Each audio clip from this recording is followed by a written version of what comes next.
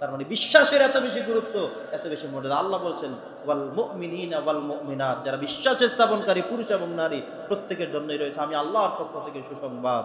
সুবহানাল্লাহ। তাহলে আমাদেরকে বিশ্বাস, আমার আপনার বিশ্বাস হলো আল্লাহর সাথে। আমি আল্লাহ তাআলাকে না দেখি বিশ্বাস করে কতগুলো ঘোষণা দিয়েছি। আমার পূর্বের সকল নবীদের বিশ্বাস করলাম, সব কিতাবের বিশ্বাস করলাম, সব সহিফাগুলোর বিশ্বাস করলাম, এমনকি কিয়ামতের তাকদীরের সব বিশ্বাস করে বসে আছি যে যেটা আমার ভাগ্যে আছে সেটা হবে।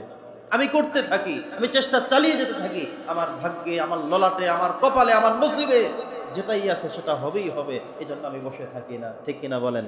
তার মানে হলো বিশ্বাসের গুরুত্ব আল্লাহ সুবহানাহু ওয়া তাআলার কাছে এত বেশি। আল্লাহ বলছেন তোমরা নেক কাজ করো আর আমি আল্লাহর উপরে ছেড়ে দাও। কি করবে? ওয়ালা তাহিনু ওয়ালা তাহজানু ওয়া আনতুমুল আ'লাউনা ইন কুনতুম মুমিনিন। আল্লাহ বলছেন যদি ঈমানদার হয়ে থাকো, বিশ্বাস যদি ভিতরে থেকে থাকে, তাহলে চিন্তার কোনো কারণ নেই। ওয়ালা তাহিনু ওয়ালা তাহজানু। এজন্য আমাদের বিশ্বাস যেখানে আছে আমরা নৈরাশ না কেউ।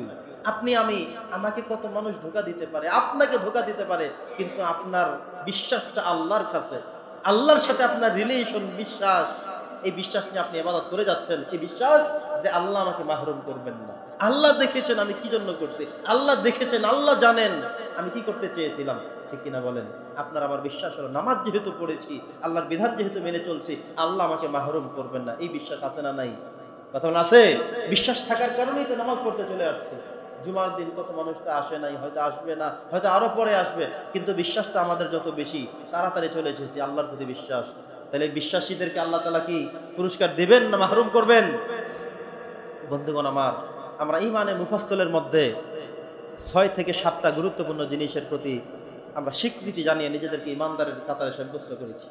আমানতু বিল্লাহ ওয়া মালাইকাতিহি ওয়া কুতুবিহি ওয়া রুসুলিহি ওয়াল ইয়াউমিল আখির ওয়াল কদরি খাইরিহি ওয়া শাররিহি মিনাল্লাহি তাআলা। মানে তাকদীর, আল্লাহ তাআলার পক্ষ থেকে আপনার আমার উপরে যা আসবে সবই মেনে নিব।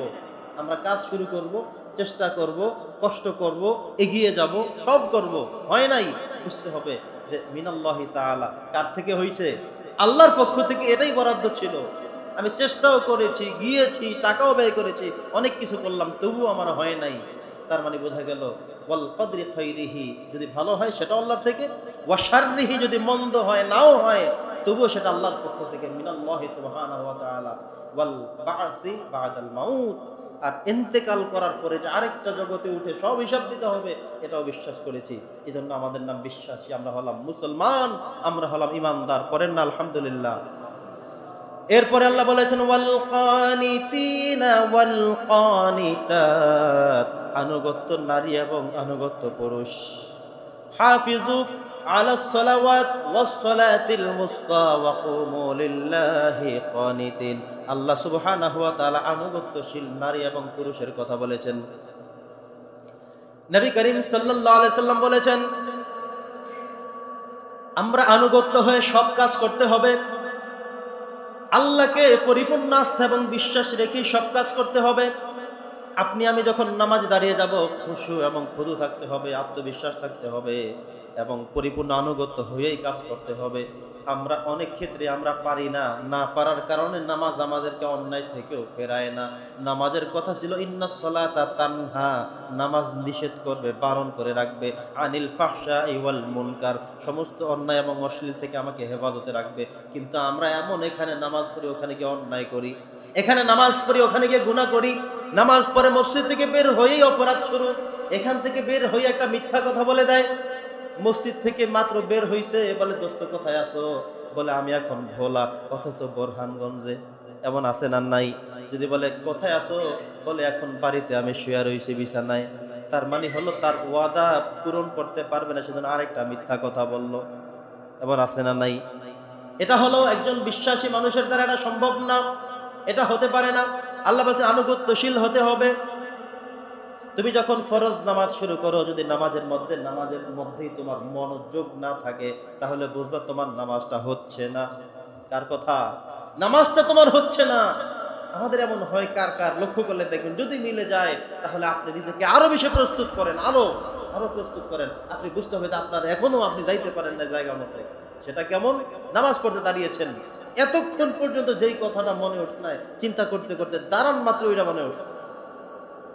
এমন হয় না? একজনের কাছে ফোন করবেন, গতকালকে নিয়ত করে রাখছেন, কিন্তু এই সকাল থেকে এই পর্যন্ত মনে নাই, আল্লাহু আকবার বলার পরেই মনে উঠছে ওই লোকটার কাছে তো ফোন করতে মনে ছিল, নামাজের মধ্যে মনে উঠছে, তা চিন্তা করলো নামাজের পরে ফোন করব, নামাজের পরে আর মনে নাই, আসর পড়তে দাঁড়াই স্যার আবারও মনে উঠছে। এমন আছে না নাই? তার মানে হলো আপনি পরিপূর্ণ মুক্ত হতে পারেননি। যেটা এতক্ষণ মনে ওঠে নাই, এতক্ষণ হিসাব মিলে নাই, এতক্ষণ করার কথা ছিল কিন্তু করতে পারেন নাই, এইটা যদি আপনার এভাবে মনে এসে যায়, আপনি মনে করতে হবে আপনি সেই আসল নামাজ শুরু করতে পারেন।